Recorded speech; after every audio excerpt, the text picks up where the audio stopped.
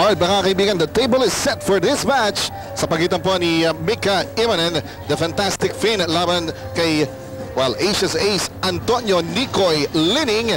Race to 7 po ito. At tayo pa rin po ay nasa preliminary round. Welcome to Day 3 of the Motolite 9-Ball World Challenge. Kami po yung bumula sa Araneta Coliseum, Monliboro. Kasama pa rin si Rolly Vicente. Pawag wala pang panalo ito, partner. Itong dalawang ito sa ating torneo. At gigil na gigil makakuha ng unang W. Siyempre mo, iba yan, naghahabol sila pareho, no? So kailangan dyan matira matibay. And Nicoy Lining, kanina pa niya pinapractice sa warm-up yung kanyang, sa lag pa lang eh. Talagang gusto niya makuha initiative dito. And siya nga po nanalo dun sa lag, kaya siya ang unang bumbreak. Alternate break format po tayo. So this would mean may pagkakataon si Mika Immonen na bumalik sa mesa. And off the break, pumasok yung numero 4. 4. Para kay Nicoy. Kanina binabagid natin sa preliminary, sa pagbubukas natin, partner. Itong si Nicoy Lining has won only a combined 3 racks dito sa ating tournament so far. Yan ang nakikita ko sa kanya. No? Sa lahat ng player ngayon, yan, si Nicoy Lining walang ganong pinakikita pa. Pero di natin alam, baka mamaya itong match ng ito, may makaka-recover at makapaglaro maganda. Oo, pagkat kahapon hindi magandang nilaro niya laban dito kay Takahashi. Alright, halos na blanca siya dun sa match yun. But right now, dito na maganda sa billiard sa 9-ball, ano? May off night ka, pero meron ka namang maaring sa araw to magandang pulso mo, makabawi ka naman. Totoo yun, Mon, kasi yung larong yan, game of chance yan. Walang talagang pwede mag-dominate ang larong yan. And right now, Nicoy Lining, as we were mentioning, pagpasok ng third day natin, nagkakahugis na ng konti, ng bahagya, no? Yung ating magiging final cast, yung semi-final cast, no? Si Efren Reyes, maganda-ganda na ang posisyon. Cory Duel, maganda rin ang pinapagtakahashi. Sa laban niya mamaya, magkakaalaman dito kung makakatatlong sunod siya, pero mabigat yung kalaban niya, Efren Reyes, na naghahanap din ng tatlong sunod na panalo. Pareho sila na yung nila na tatlong panalo na siyempre naman kailangan ma-issue mo yung papasok sa semi-final. Teka muna dito, nagka-problema yata. Yun, yung tinira niya na kinulang, so kumover yung tira niya, binanda, tinamahan, no?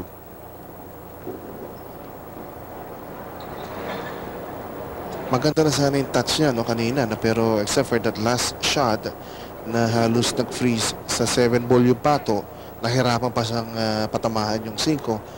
Opening ito para kay Mika Immonen, first inning para kay Mika Immonen in this match.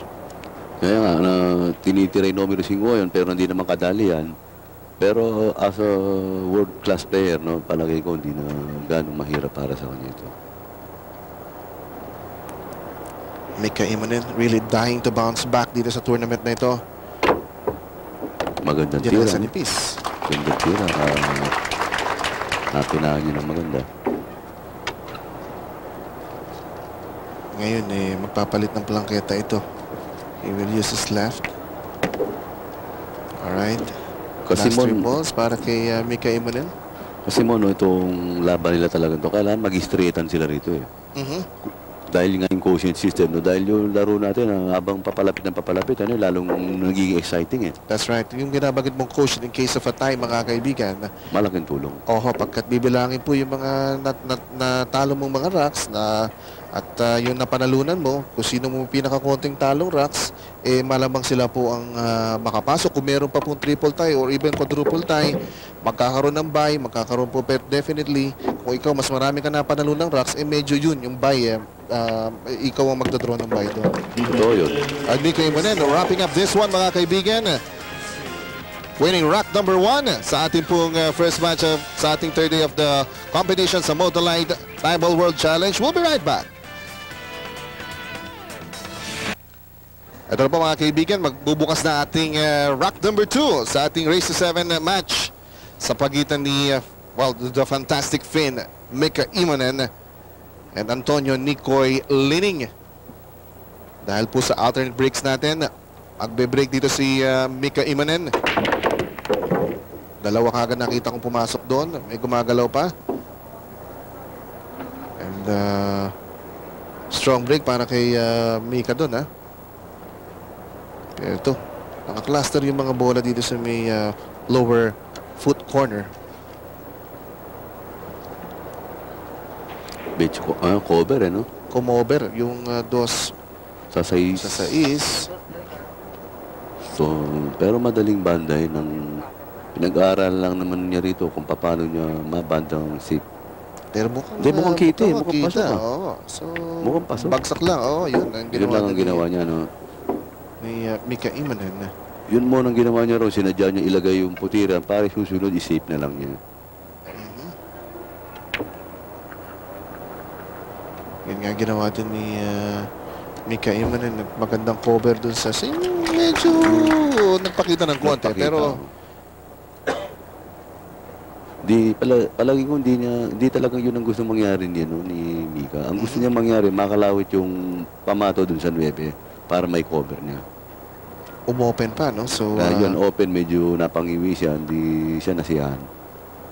kahapon si Nico Lining against Takahashi. Tawal talaga pong Takahashi stomping his class.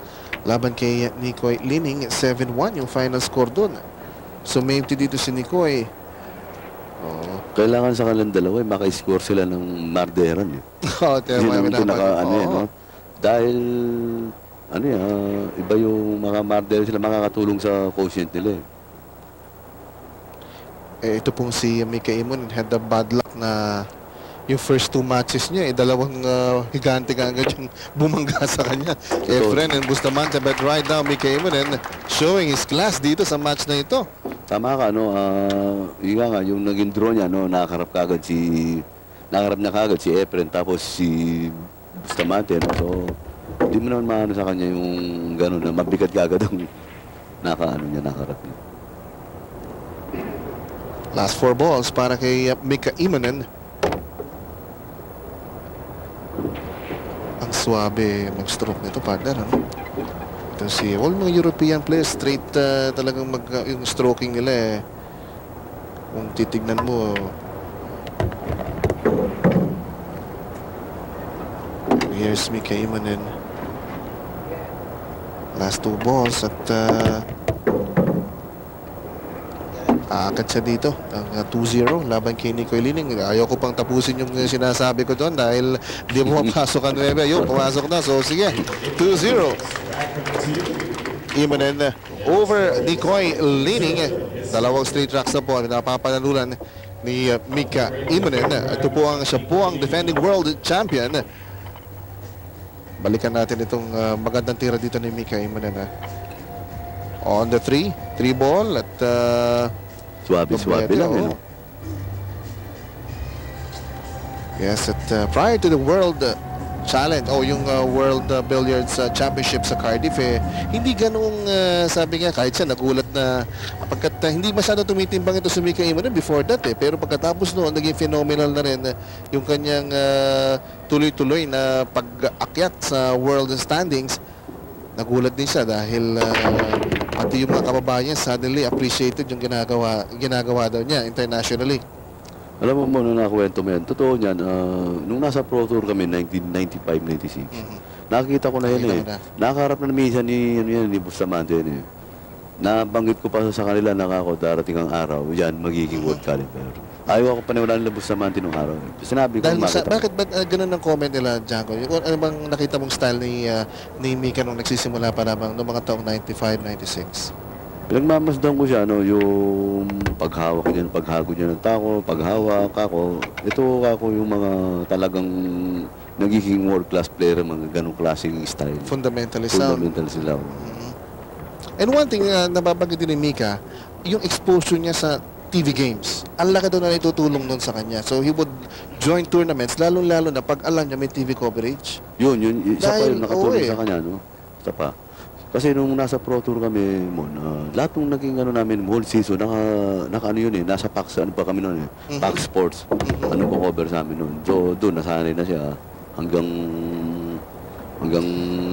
magstay na sa New York yung batang yan. Kaya nalaro na-develop yung laro niya. Teka muna, medyo nagkakaproblema sa position play itong si Nico Nabitin ng konti. Pero tama-tama pa rin. Itutulok yung 4 doon. Tama-tama lang sa para 5 nung sumunod na 7. Pagkat nung rack number 2 yung kanyang disgrasya naging panalo naman dito ni Mika Imanen sa kanyang position playing. Last 3 balls para kay Nicoy. Looking only to win his first rack dito po sa ating Race to 7 match.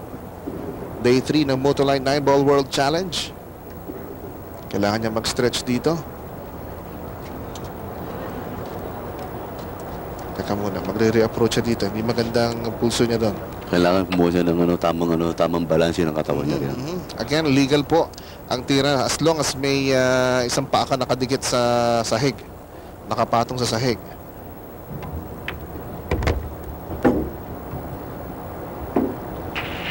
Alam mo yung mga ibang players kahit medyo nahihirapan kung pipiliin pa rin between a full stretch and the mechanical bridge, pipiliin pa rin nila kahit medyo basta nararamdaman nila yung stroke, di ba?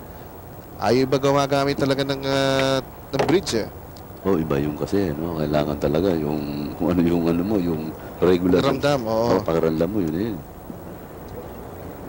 Last ball para kay Nicoy Lining. Yes, and he makes it. Alright, 2-1. One rack lead para po kay Mika Immonen. Magpapatuloy po ang Motoline 9-Ball World Challenge. Alright mga kaibigan, rack number 4 na po ito. Lamang si Mika Immonen ng isang rack 2-1. Mapapanood muli natin ang fantastic fin na magbe-break dito. Again, itong dalawang ito kailangan manalo sila. Well, yung mananalo dito makakahinga ng konti pagkat wala pa pong panalo na itatala itong magkabila dito. After 2 days of competition dito sa Araneta Coliseum, masamang balita yun. Dahil scratch off the break. Yun ang pinaka di maganda sa larong 9-ball. Pag na-scratch ka sa break, wala kang kalaban-laban dahil volley nang titira yung kalaban mo. Balikan uli natin yun, yung roll nung puti, hindi... Yung tama niya sa object ball na numero 1, hindi kagandahan. Kaya napadpad ba na ron? An opportunity para kay Nicoy Lining na i-clean up ito. Pagkat maganda naman yung kalat ng bola Wala tayong nakikitang clusters. Ball on the rail, 4 lamang. So, tama ka mo, yung sabi mo nga, kailangan yung mga opportunity ganito makakuha na niya dahil para makapagpakita rin siya ng energy sa kalaban. That's right. At he has fallen behind. Kanina 2-0. Nakabawi siya ng third rack natin. Okay. Nicoy Lining, the pride of Calapan, Oriental Mindoro. Binabati natin yung mga taga-Calapan. Marami din tayong mga kakilala at mga kaibigan dyan, lalo na sa barangay Ilaya. Yan ba? Ayun si Nicoy, tsaka ko niya na marami nanonood mga taga-Mindoro ngayon. That's right.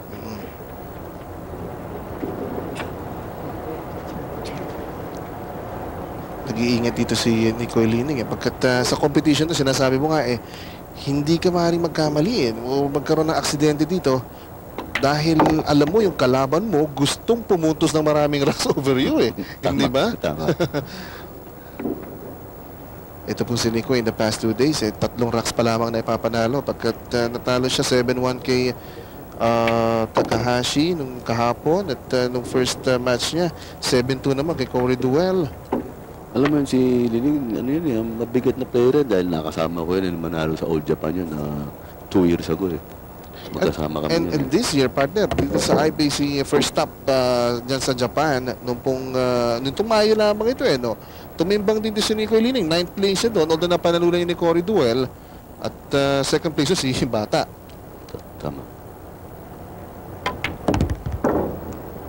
Nice draw para kay Nicoy. Alright, so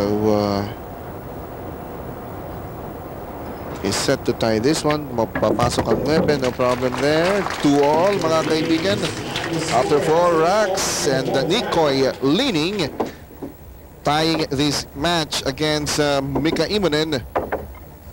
Nababanggit mo yung yung sa Japan, at home sa Japan ito, marami ng torneo na panalunan po yan. Kaya nga Asia's Ace ang tawag kay Nicoy He would rather play here in Asia kaysa bumiyahe doon sa mga malalayong bansa.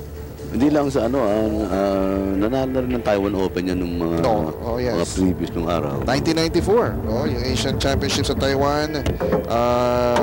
Titignan ko yung ilang mga Amagasaki Open sa Japan. Marami pa dito pati sa Jakarta. Nagpunta rin sa Osaka. 1989 international campaigner na to si Nicoy Lining. Tama ka. And usually, mga talagang nagtsatsaga dito na sa international campaign. Yung mga nagpupunyagi, pagka doon ka makakakita doon mababatak na gusto yung laro mo, partner. Ranged against the best of the world. Ito, nirarak na po itong ating rock number 5.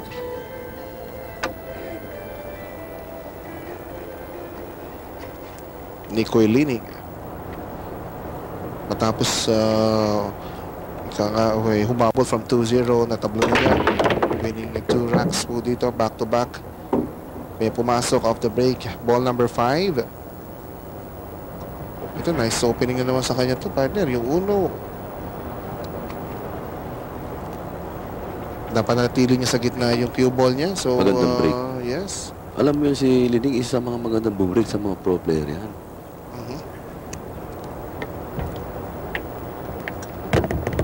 Medyo di kagandahan, pumasok yung pamato nito, malbog naman yun. Right. Pero pwede na, kaya na yung gawang paraan yan. Binabasa na kagad niya yung layout doon. Sinisiguro niya yung choke ayun, mahalaga yan. Alam niyo, minsan nakakaligtaan ng maraming players yan. Alam mo, yung pagtitisa, ganun-ganun lang. Tinitingnan mo rin talaga kung tama yung pagtitisa. Bakit yung piyak laging laging posibilidad yan di ba, partner? Kasama na talaga yan. Yung mga tinatawag na disgrasya. Ayun. Kaya pa rin, Kaya pa rin, pero ika nga, napapahirap yung ruta para sa kanya, di ba? Imbes na mapapadali, tumatagal, lumalayo, no? Dahil doon tira niya sa uno doon, hindi niya inaasahan na magro-roll yung unot at this point. Alright. Yun na yun siguro. He's looking at the 4 ball. Malayo yung distansya ng 3 at 4. So, kailangan niyang pababain yung pato dito. Tama ka mo, kailangan bumahin yung pamato rito, no? It will require a certain degree of precision. Pag medyo na-short yung baba dito, kung nakakover yung 9, baka nakatago pa yung 4 to cushion. Ayan. Ayun. Kailangan tama-tama. Tama ka, mukhang muntik na.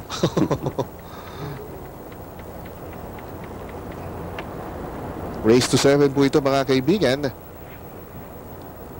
Of course, Nicoy Lining medyo minala sa kanyang unang 2 araw dito. And then again, kung mapapanalunan niya itong mga remaining matches niya.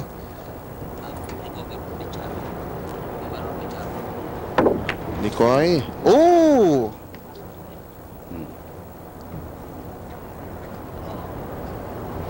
Masamang mintis yung partner, But take a look at this. Itong tira na rail shot ang ginamit niya dito. Kumando yung 5. yung 4. 4. And para kay Mika Iman, madali lang ma-clean up ito. Yung binabagit natin dito yung rail shot, may kahirapan lagi yan. Dahil elevated yung cue mo, nag-iiba yung panakbo ng bola. Kapag hindi straight yung level yung stroke mo iiling-iling si Nicoy dun. Sabi niya, pinakawalan niya tong rack na ito. Kasi nga tama kayo sinasabi mo, yung naging pattern niya, naging pahirap ng pahirap, Kasi yung billiard, sa mga gustong gumaling na player, Parang pattern mo, padali ng padali. Hanapin yung pinakamadaling ruta. So, mukhang at the onset, kahit na maganda yung kalat ng bola, hindi maganda yung simula ni Nicoy, nag-domino effect na hanggang lumabot na nga doon sa huling mintis niya. Alright, mga kaibigan, so nakaw pa ni Mika Imanen ang rack na ito lamang kay Antonio Nicoy Lining. 3-2, we'll be right back. Alright, we're back, mga kaibigan. Nagpapatuloy po ang Motolite 9-Ball World Challenge. Ayan po ang ating score after 5 racks. Mika Imanen. Kanina 2-0 na. Humabol si Nicoy. Nakuha niya po yung 5th rack. 3-2 ang ating score. This is a race to 7 affair. And Mika Imanen is breaking dito po sa ating rack number 6. Strong break. Pumasok sa corner yung 3. And I believe pati yung 7 humabol doon sa may side naman. Nakadalawa siya, pare.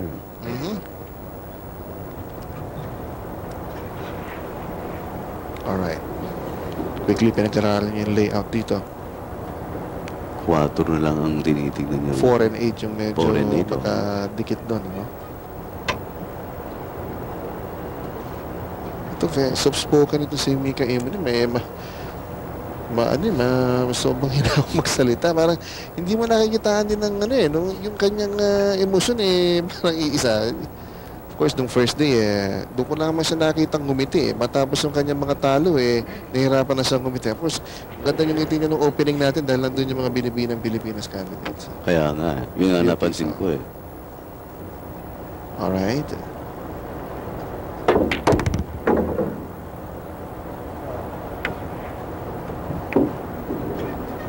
Yung draw na yun napalakas pa yata, partner. Tama-tama lang, doon niya gusto yan para maido sa banda yung pamato, papunta sa 4. Yan ang pinakamagandang posisyon na gusto niya. Ito sa bandas, no?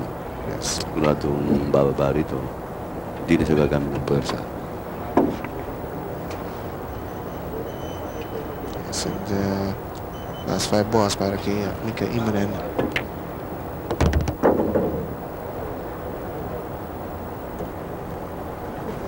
Pocket speed lamang ito. Bagsak-bagsak lang ito kung tumira ito si Mika Immonen.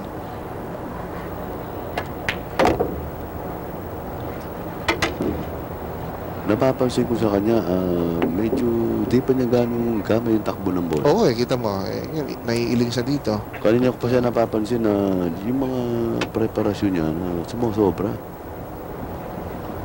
Kailangan niya siguro mag-adjust.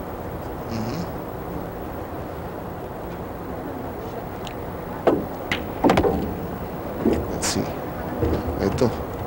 Kailangan kasi mga bata, yung pakating nila, matutulis pa. Last 2 balls para kay Mika Immonen. He could direct a 2-rack lead laban kay Nicoy Lining. Ito yung stroke nito si Mika Immonen. Fluid na fluid. Kasi yung paglaro-laro niya, yung pagtitira-tira niya, wala kang hirap sa tsura niya nakikita mo. Effortless. Effortless oo. Sabi, does the job dito sa rack number 6, 4-2, 2-rack lead ni Mika Immonen over Antonio Nicoy Lining. This is day 3 of the Modolite 9-Ball World Challenge, mga kaibigan, at marami po tayo mga magagandang featured matches po natin ngayon. After this, mapapanood nyo naman si Efren Bata Reyes against Kunihiko Takahashi. Si Kunihiko ang maraming ginugulat dito sa tournament na to. Of course, Orcolio versus Strickland and Bustamante versus Cory Duel. Kaya dyan lamang po kayo at magandang pang hapon ngayong Sabado ito. At dyan lamang kayo sa bahay, relax lang, walang trabaho. So, nasa bahay lang manonood at punong-puno ito ng world class or world quality billiards. Punong-puno, umatikabo, rumaragasang laro ng bilyar. Nikoy. So dalawang sunod ulit si Mika Immonen sa kanya. Dahil lang sa isang miscue nung fifth rack natin. Nung kinuha ni Mika Immonen yung rack na yun. Si Nikoy na yung nagsaing dun Nung rack number 5, akalain mong namintis niya yung 4 ball. At inubusan lang ni Mika Immonen to erect a 3-2 lead.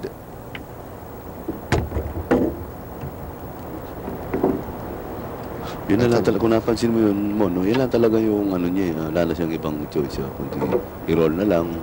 Tapos, either mamili siya, pinahin niya, o safe yung numero 4. Ito, tinitignan niya ngayon dito. Ngayon, gagamit na siya ng tiririt dito.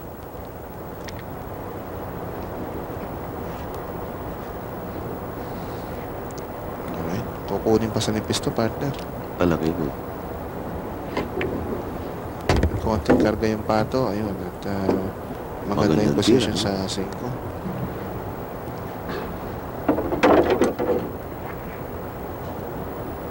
Nicoy Lining. 9th place po nung sa Admiral World Pool Challenge last year. marami siguro magsasabi, magtataka kung, well, Nicoy Lining, sasabihin natin, exposure dito, hindi ganun karaming TV games dito si Nicoy Lining, pero magugulat po kayo sa international experience ito si Nicoy Lining. Marami na rin mga sinali ang mga malalaking tournament sila.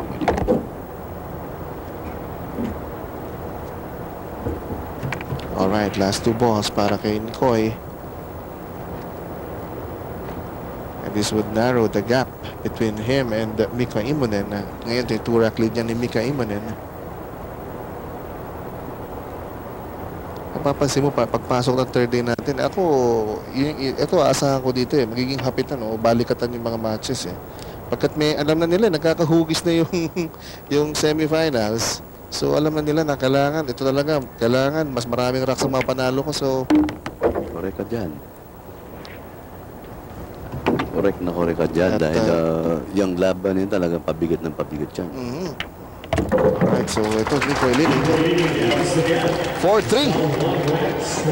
At nabawasan niya lamang dito ni Mika Immonen. Isang 1-rack lead para kay Mika Immonen. Magbabalik po kami. Ayun. So, ito po yung 6 po yan. Para sa ngayong araw lang na ito. So, bukas meron pa. Hanggat umabot ng final, siguro meron. So, kita mo naman Nandiyan na kayo sa bahay nyo. Mas maganda yung view nyo nakikita. Kung meron kayong cellphone na globe, yan lamang. Sumali na kayo. Baka manalo pa kayo ng cellphone. Scratch na naman. Pangalawa na yan. Kaya naman halos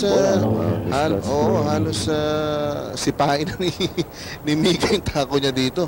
Hindi, totoo yun. Yung pag-break kang ganyan, na-scratch ka, para ka ng kumbaga sa nulog ka na sa bangin. And Mika Immonen. Ngayon naman kay Nicoy, dapat man lang, yung mga opportunity ng ganito, kunin mo. Pero tama yung sabi mo, Rolly, nag-i-struggle pa rin to si Mika Immonen sa mesa, yung hindi pa rin niya gamay.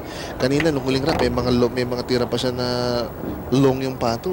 Nagugulan siya bakit hindi nagre-react yung pato doon sa gusto niya, sa binabalak niya.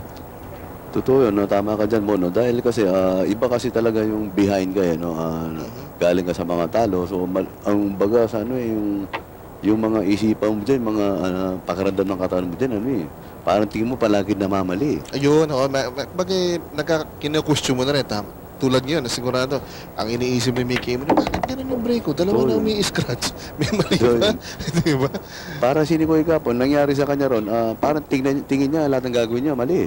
That's right. Kalabang kita kahasi, no? Pag naman mo na maganda yung yung pacing mo, ganda tira mo, nilalaman mo kalaban mo, mangitang kamay mo, parang lahat naman ng masimali na, parang tama rin Alright. Nicoy has to be careful dahil nakita nyo, pero kita mo to, kailangan niyang patakbuhin yung bola dito para maganda ang prepare sa sais. And napakaganda ng draw shot ng ginawa. Oo. Mabigat yun at kailangan pa niyang erase yung bridge niya doon dahil mayroong bola doon sa ilalim. Oo, hindi man balanse yung katawan. Nanginginig-ginig pa yung langketa niya doon.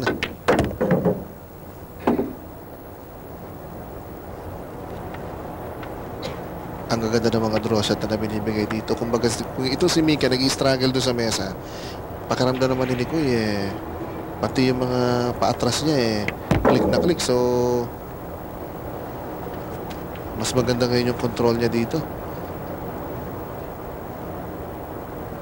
But he's still behind. And he could tie this match. So parang strict yung labanan dito. Naka 2-0 si Mika. Nakatabla ng dalawang sunod si Nicoy. Nakadalawa uli si Mika. Mag-4-2. Ngayon, 4-1 na tayo. Ito, balikatan po. After 8 racks, 4-all. At race to 7 po ito. Tulad ng inaasahan, ito, a lot is at stake na dito sa match na ito. Kung matatalo ka pa dito, may hirapan ka na makabawi dito sa ating tournament. So, ayun po, patunay lamang po na talaga pong balikatan ng ating bakbakan dito sa Araneta Coliseum. Diyan lamang po kayo. Doon po sa kachuchunin pa lamang, yan po ang ating standings. After 2 days of competition dito po sa Motolite 9-Ball World Challenge, at ito ay pinamamayagpagan pa rin ni Efren Reyes. Wala pang talo, Cory Duel nandun sa kasi Kunihiko Takahashi. Si Django, he dropped his first match nung first day natin, pero nakabawi naman kahapon. O, teka muna, teka muna, nakamali dito. Si Mika Imonen ng wala pang 0-2 pa rin dito si Mika Imonen. Air Strickland split naman. So Split, tama yun. split. So, except for Mika Imonen. So 0-2 yun si Mika Imonen. Okay. Alright, medyo inayos yung mesa dito. Yung ball return kasi partner, may bumabara dun eh. Hindi agad bumabalik yung. But these are very excellent puyat tables. Ayan, so okay. Okay na.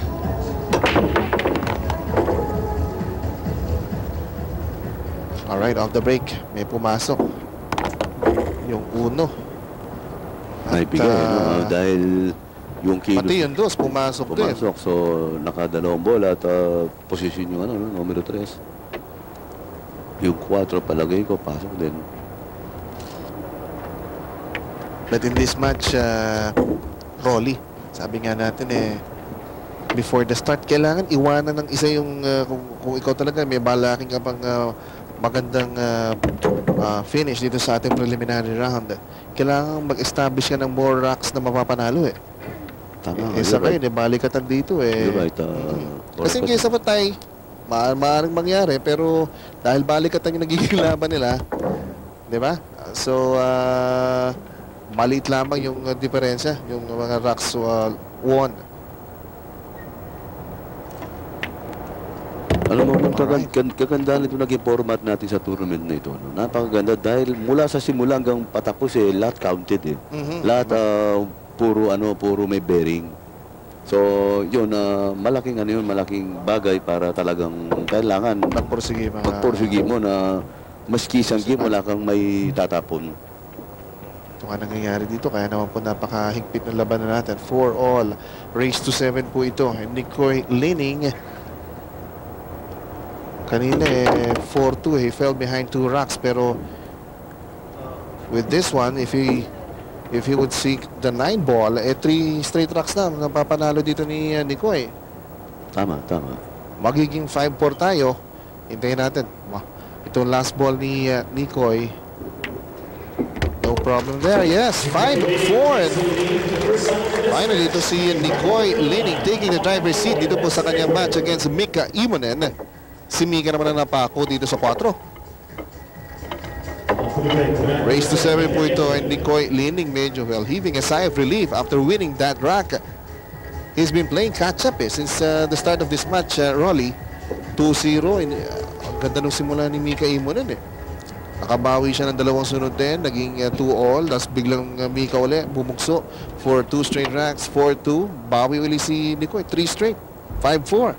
Yung ating score ngayon. And we're entering the 10th rack, ladies and gentlemen. Dalawang pumasok doon, 1 at 3. Gumagalaw pa yung dos.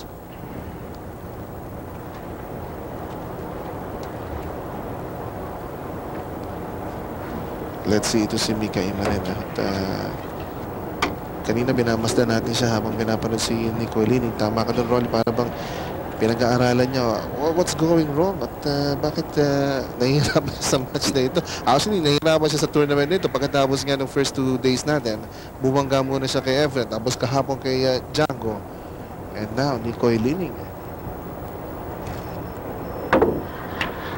Mabigat yung tira yan. Nangangahulugan na di pa bumibigay. Oo, mayroon po yun. Long shot yung partner. Ito patay yung bola. Dinetball lang ni Na rail shot pa yun, naka-rail. So, ang hirap po pahintuin ng bola dun Ayaw pumayag. Oo. Hindi ako papayag nito, sabi ganun. Is now behind 1 rack. Dito kay Nicoy. That's a clean hit.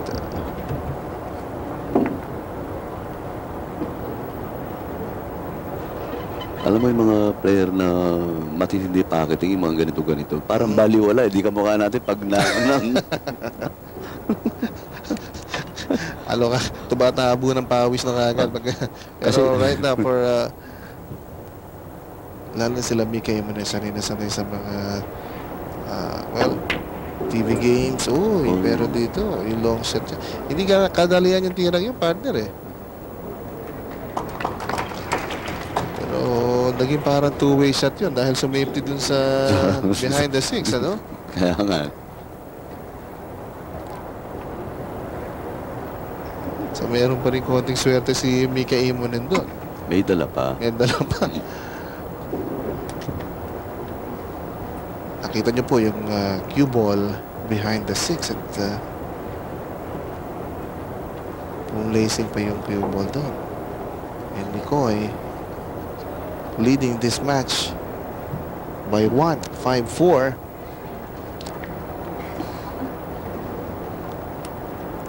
Ito, top shot ito, partner. Patama nga. Ito, single banda mangyayari dito. Pero kailangan tamahan yung singko. Oh, and he missed it. Foul siya, no?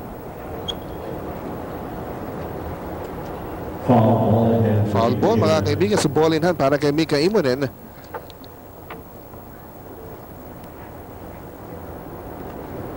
Magandang break ito para kay Mika Imanez.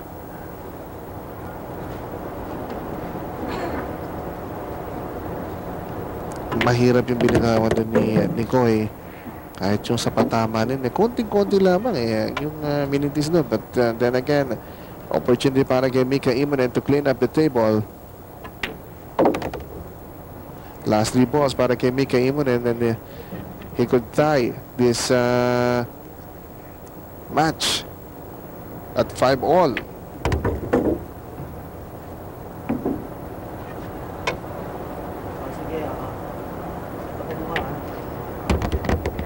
Alright, so Mika Imanez would steal this rack from Nicoy Lining.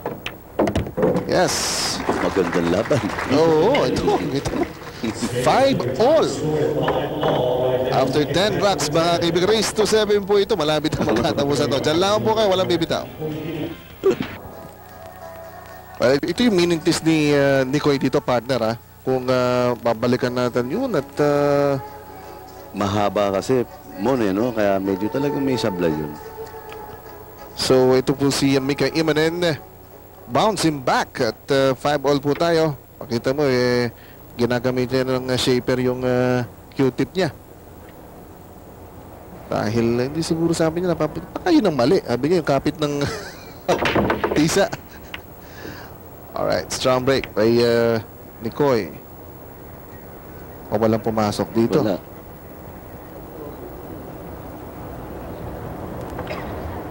Alright, race to 7 po ito. And Mika Imanez. Both players still looking for the first win dito po sa ating Motorlight 9-Ball World Challenge. After 2 days, wala pa pong matches na napanarunan itong dalawang ito.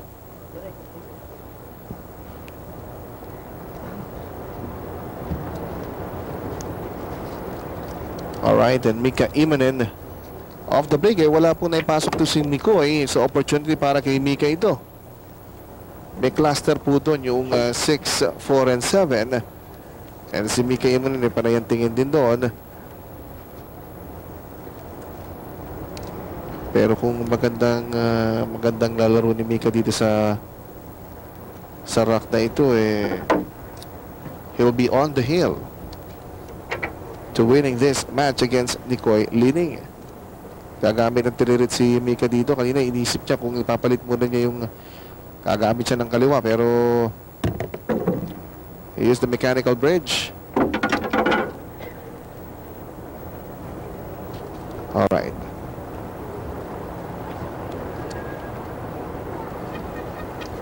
Mika Imanez taking his time.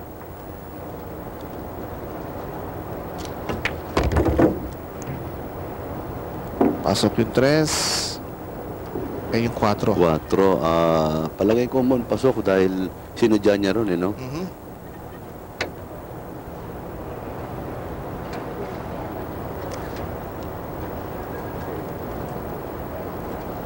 Alright, ito ay mukhang Mahaba yung rutang kukunin ng 4 dan. Kinuha nga niya sa corner.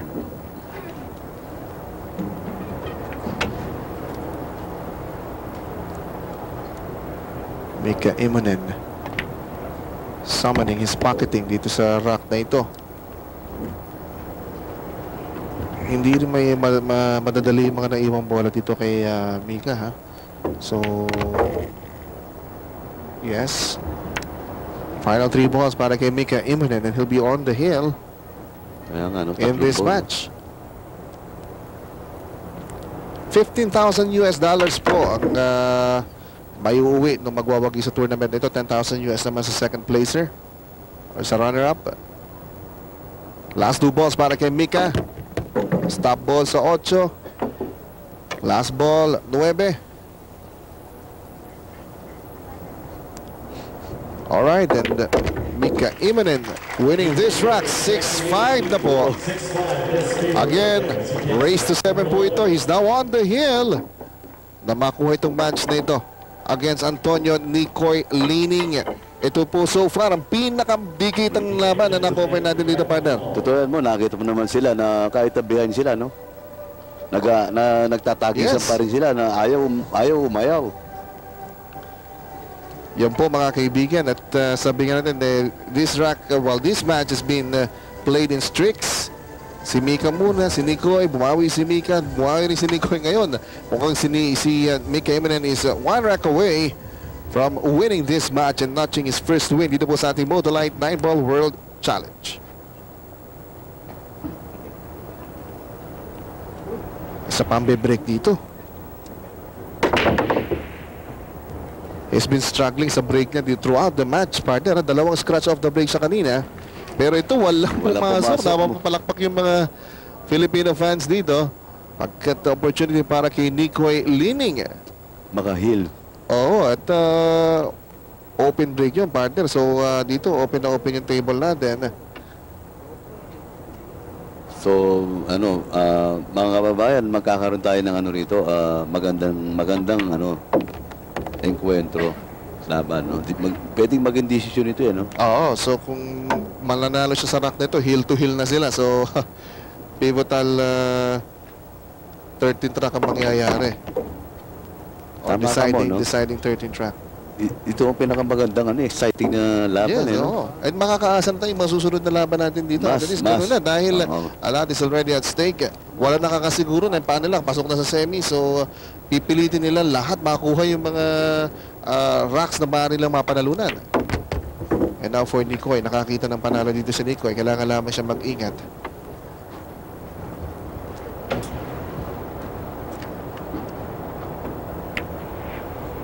Nicoy Lining, tinaguro ang Asia's Ace. Magandang tira, no? Wala na akong nakikita ang problema ni Lining dito. Southpaw po ito, kaliwete ho ito si Nicoy Lining.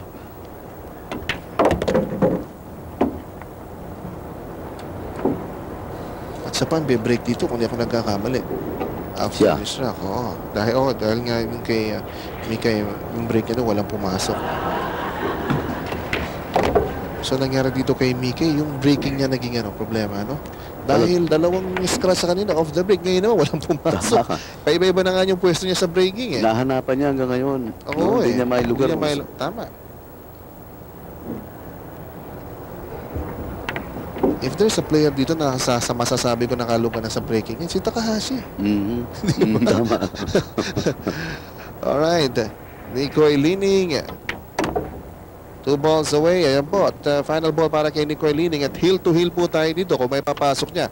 Itong 9. Nicoy Lining. Yes. He sinks the 9 ball. We're hill to hill, mga kaibigan. Entering the 13th rack. Kung sino mo mananalo sa susunod na rack, sana po mananalo sa match na ito. Kaya dyan lamang po kayo. Wala na po kayong hahanapin pa sa match na ito, mga kaibigan. Tabla-tabla po. Antonio Nicoy Lining winning 6 racks. Mika Immonen 6 na rin. At magbe-break si Nicoy Lining dito po sa 13th rack natin. Race to 7 po ito. And Nicoy Lining sinking 3 balls doon. 1, 2, 3. Alright. Problema, no? Napatingin si Nicoy, eh. Yung 5-7, tinignan niya kagad dito. Pagkat susunod na yung 4, Kailangan maganda maging posisyon ng pato niya dito. Wala nang ibang bola para makapag-break yung cluster na yun eh. Yun yung 4 Alam mo, na yung tingin susunod kung eh. gagawin niya mo dito, no? Papapasukin yung numero 4 doon. Tapos yung pamato niya, gaganon dito. Gaganon dito, dito na lang. Diyan lang papapwestohin. Oo, wala nang iba eh.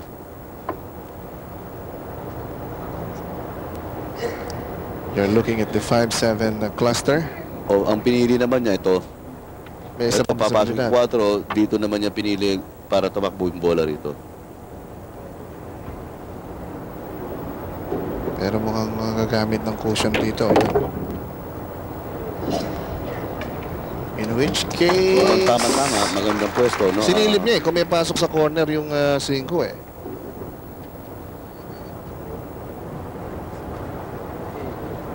Alright. Ito, itong numero 5, lagi ko, alam na, gaganyan dito, di ba? Tapos yung pamato niya, dito na lang.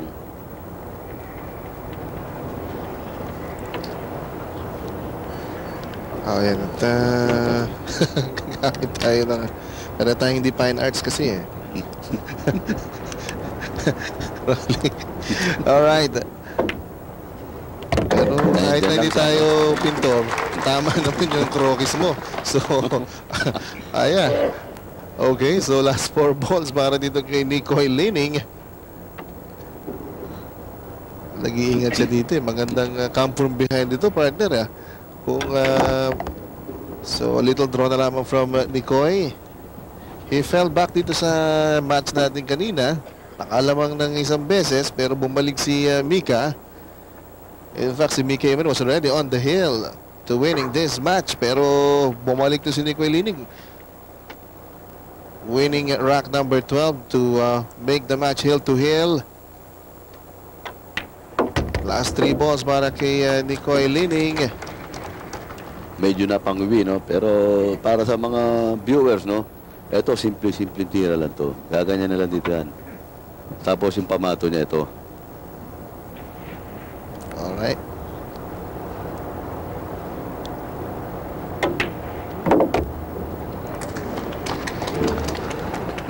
Okay, so Nicoy Lining. Medyo sinisiguro niya ngayon dito. Ang sabi niya mahirap na baka pumiyok pa. Kaya naman nagtitisa siya na mainam. Last ball para kay Nicoy mga kaibigan. At come from behind itong mangyayaring panalo niya dito. Nakahiya na maluwag si Nicoy Lining. Disposing of Mika, the fantastic Finn Imanen. Kanina akala natin wala na si Nicoy. Ito, kakinakamensa ng mga fans niya dito pagkat kanina halos given up for loss na ito si Nicoy. Pero nakabawi po. Antonio Nicoy Lining winning his first match dito po sa ating Motolite 9-ball World Challenge. 7-6 po yung final score. Pinakadikitan lamang po ito. Aasahan po natin na mas marami pang dikitang laban ang inyong mamamalas. Diyan lamang po kayo at magpapatuloy po ang Motolite 9-ball World Challenge. Ha?